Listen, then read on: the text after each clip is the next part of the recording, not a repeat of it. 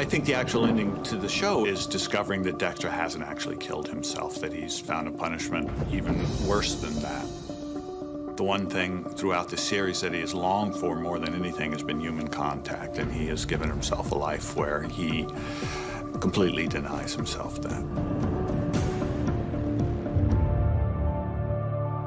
Michael C. Hall is always involved in major creative decisions. It was important to go to him first very early on to make sure it made sense to him. As far as how we would end the show, we discussed all possibilities, but for several years, this was exactly the direction we were heading. We certainly wanted the audience to believe there might be a potential that he might live happily ever after, but that was never our thought as writers.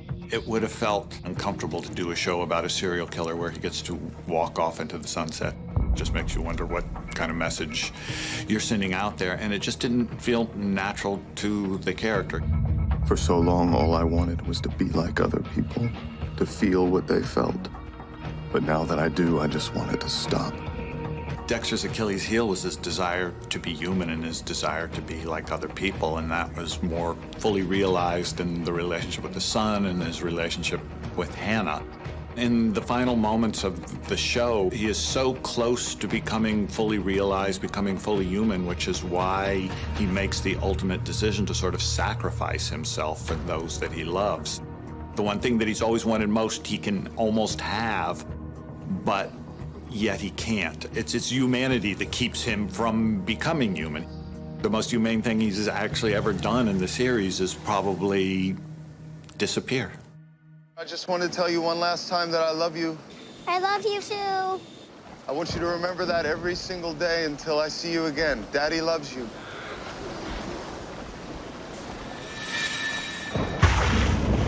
Dexter has gotten away with almost everything for 8 years. He's actually been responsible for the deaths of innocent people, but yet it certainly didn't change his behavior in any way. And then after Rita's death, he clubs the man that he meets in a restroom, and we're sort of okay with that because we don't like that guy. And Dexter certainly doesn't express any regret over that innocent man.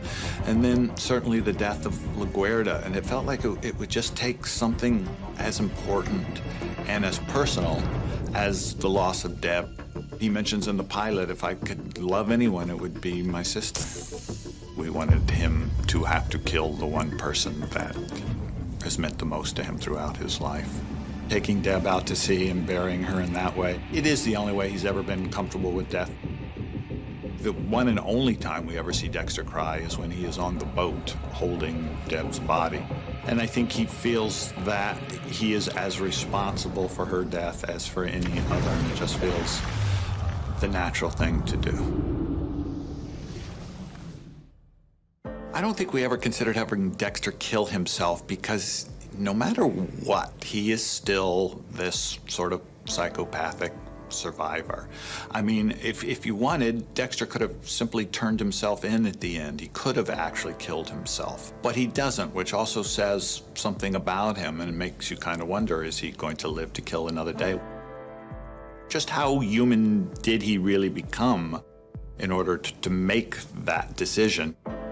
There's a certain side of it that's a very humane thing. He's trying to protect Hannah and trying to protect his son, but there could have been other ways of doing that as well. So there's still that part of Dexter that is never gonna quite give up and walk away.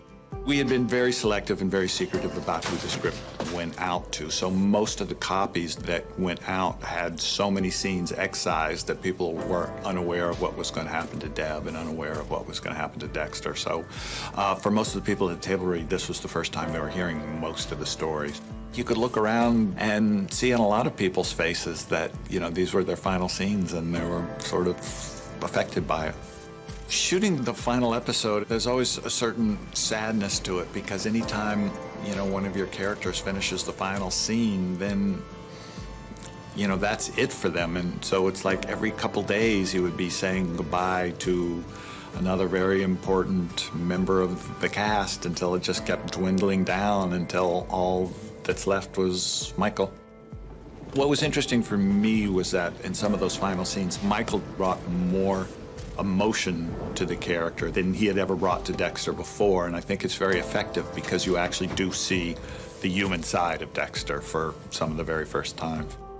I destroy everyone I love. I can't let that happen to Hannah, to Harrison. I have to protect them from me. Ideally, I would still like for the audience to feel conflicted about Dexter. They like him, but have to absolutely condemn what he's done. And it's a difficult place to be, in a way, to know that they've done some horribly evil things. The future of Dexter is something we leave purposely vague. We don't show him killing. I think he's living a very penitent life at the moment, but what exactly that means, I don't know. It seems like he's certainly given up his humanity, and if so, you have to ask yourself what's left.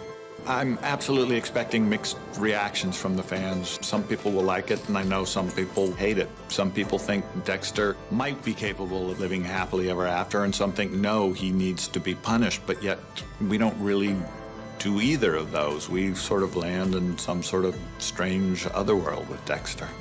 There's a moment in the pilot in which he is dealing with someone who has killed little children, and he forces him to look at their bodies and says, open your eyes and see what you've done.